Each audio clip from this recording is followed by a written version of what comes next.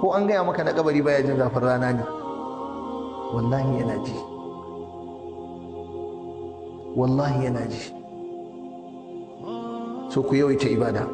Sallah malam, duk mutumin da yake da aƙida mai kyau da musulunci, inda yana yawaita sallah da zai shiga wuta ba da ikon Allah.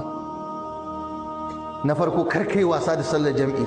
Wallahi duk inda kake, ina fa gaya maka, ina gaya maka, ina daɗa gaya maka, ina maimaita maka, kar ka rinka wasa da sallar jam'i. Duk abin da za ka yi, duk tsiyar da za ka yi, to kar ka bari sallar jam'i ya wuce ka. Na san falalarta.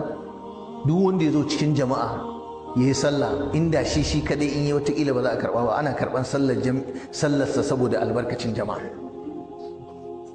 Yanzu in muka zo jam'in nan, Allah yana duba zuciyar liman tana da kyau. In ya ga ta liman tana da kyau, ta albarkacin liman sai ya karɓi sallar kowa. Shi yasa ake so limanin mutane ya zama grade 1, mutumin arziki, mutumin kirki, mai tsoron Allah.